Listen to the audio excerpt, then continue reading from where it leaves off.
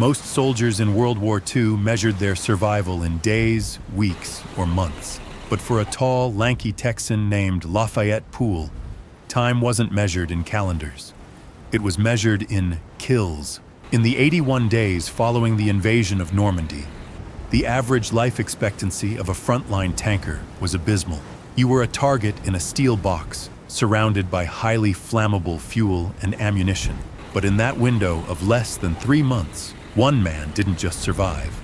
He became a force of nature. They called him War Daddy.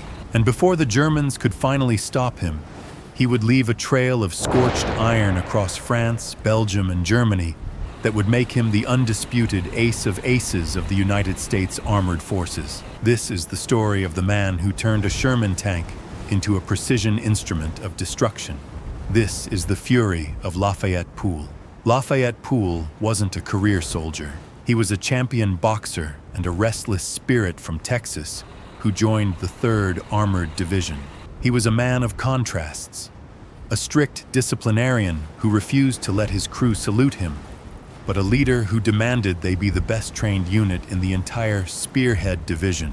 His crew was a brotherhood of misfits he nicknamed the Pups. Together, they manned a M4 Sherman tank with a massive 76mm gun. Across its hull, in bold, defiant letters, was painted the name, "In the Mood."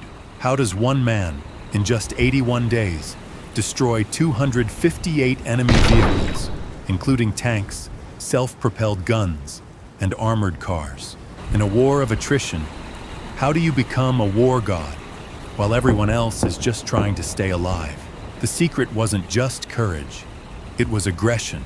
While other tank commanders moved with caution, Pool moved with the speed of a middleweight boxer. He didn't wait for the enemy to find him. He hunted them. Pool's philosophy was simple: close the range. He knew the German Panthers and Tigers had better long-range optics and thicker armor. If he sat back and traded shots, he was dead. So he did the unthinkable. He charged. Imagine being a German anti-tank gunner, hidden in a hedgerow. You expect the Americans to crawl forward, supported by infantry. Instead, you see a Sherman in the mood, tearing across the field at top speed, zigzagging through the MUS, firing on the move with terrifying accuracy. By the time you can traverse your gun, Pool is already on your flank. In one engagement near Fremantle, Pool's tank was leading the charge when they spotted a hidden German Panther. Instead of reversing, Pool ordered his driver to floor it. They closed the distance so fast the German crew panicked. Pool's gunner, a man named Willis Groundhog Oller, put a shell through the Panther's side before it could even get a steady aim. That was the War Daddy style. It wasn't about a fair fight, it was about a fast one. But even the best boxer eventually takes a hit.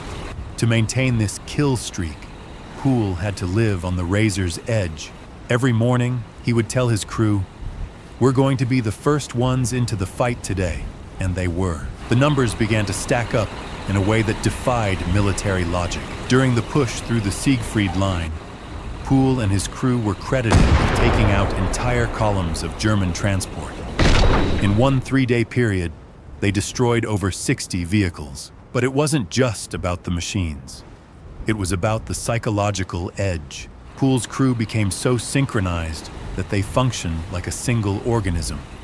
Oller, the gunner, could hit a moving target at 1,500 yards. Baby, the driver, could slide a 30-ton tank around a corner like a race car.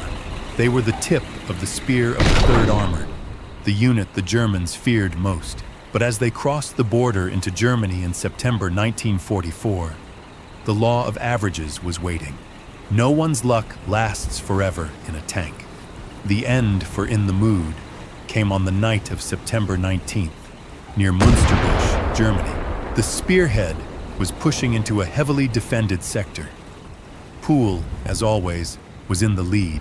He was standing in the hatch, half exposed, scanning the darkness for the telltale silhouette of a German anti-tank gun. Suddenly, the world turned white. A hidden Panther tank, lurking in the shadows of a farm building, fired a high-velocity shell. It didn't just hit the tank, it shattered the invincibility of Lafayette Pool.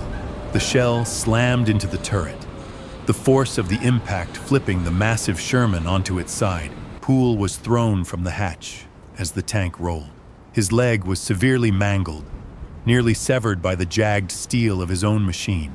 As he lay in the mud, the war daddy did something that cemented his legend. He didn't scream for a medic. He didn't cry out in pain. He tried to stand up. He tried to get back to his crew. His war was over. 81 days of fury, 258 kills, and 3 destroyed tanks later, the ace of aces was finally out of the fight. Lafayette Pool survived that night, though he would lose his leg. He returned to a world that struggled to understand what he had accomplished. To some, he was a hero. To others, he was a man who had stared into the abyss of war so long that he had become part of it. But his legacy wasn't just in the number of burning tanks he left behind. It was in the lives he saved. By being the fastest, the most aggressive, and the most precise, he broke the German defenses before they could slaughter the infantry following behind him. He proved that in the chaos of armored warfare, the greatest armor isn't steel, it's the spirit of the men inside. But in the history of the U.S. Army, a reminder of what happens when the pupes and their leader decide that today they are simply in the mood to win.